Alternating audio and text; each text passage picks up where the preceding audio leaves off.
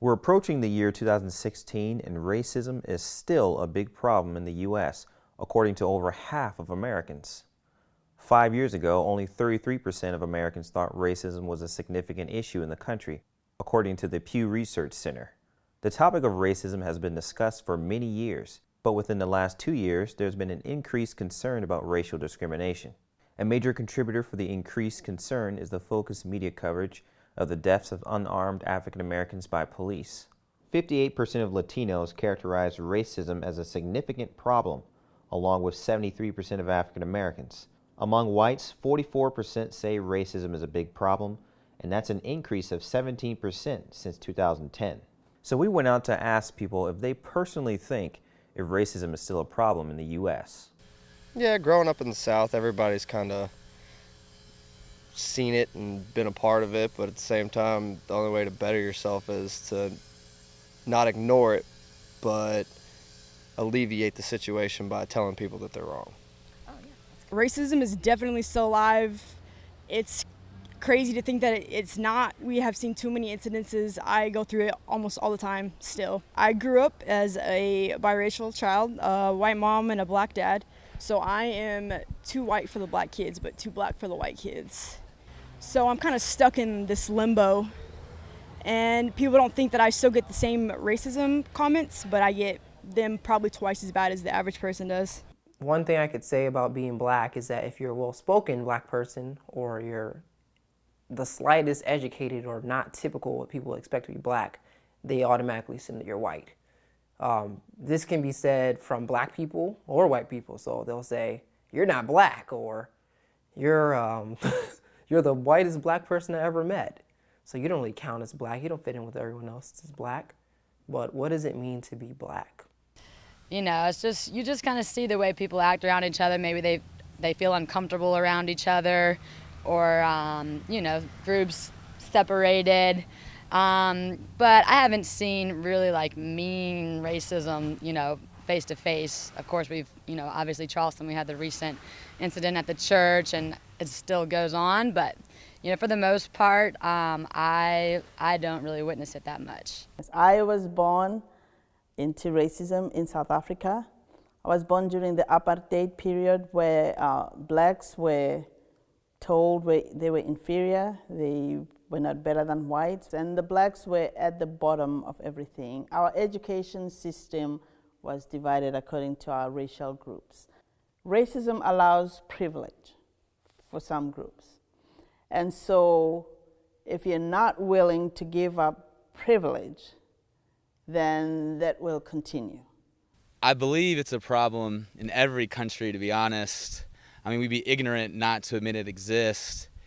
The way the media has presented it to us and kind of bombarded us with it, it has definitely made it more of an issue in the past year or two than I feel it has been in the past decade or so. It definitely is an issue, has been an issue, and will continue to be an issue, but it's more prevalent and more discussed in today's society. So racism still exists, but what can we do to resolve it?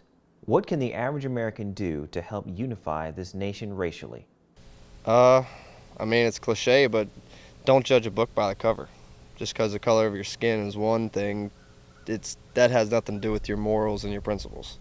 So if you can actually prove that you're a good person, have good morals, then why wouldn't I treat you the same way that I'd treat somebody else with that? I believe there is a problem of racism, and how to fix it, I really don't know. Racism is taught, it's learned. Encourage them, you know, it's okay to play with children that don't look like you or don't have the things you have. Like, that's just the basis. We can raise the next generation up from what this generation is going through. We can make them better.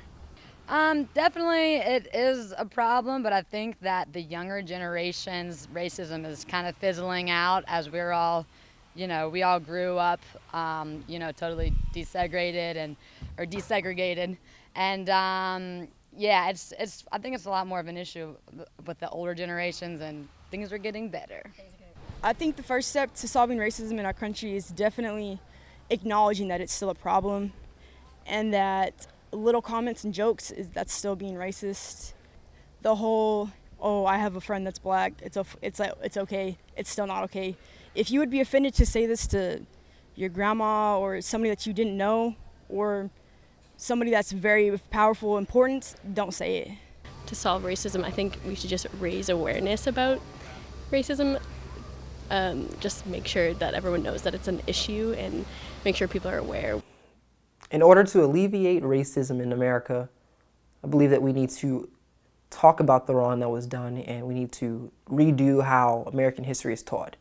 American history is not taught as, I mean, of course they acknowledge that slavery was a bad thing, but we don't get into what happened after slavery, you know, Jim Crow, and how black people were forced into ghettos and we were given the shorter end of the stick. There's too many other things in this world that are negative and evil. Why would we belittle ourselves as people by judging people by the color of their skin? It's 2015. I mean, we know back in the 60s and the 50s and everything before that, everything was way worse than it is now, but there's still levels of that around here. So I guess it's important to become equal with each other, that there's never going to be any progress if you don't. And without progress, it's just regression. It's not an easy question, obviously.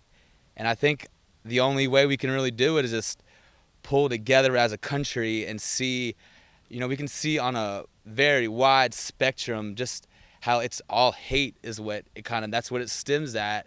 The only answer to racism is honestly, it's going to be love, and we're going to have to take each other for what we are and grow past it and realize it was there, it did happen, but it does not have to be there, and it does not have to continue to happen.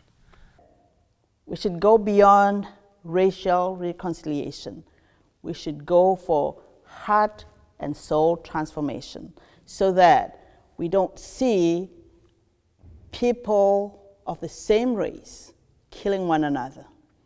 We don't see Muslims killing Christians or Christians killing Muslims. Every person with their hearts and souls transformed would look at the next person and realize that our needs are the same.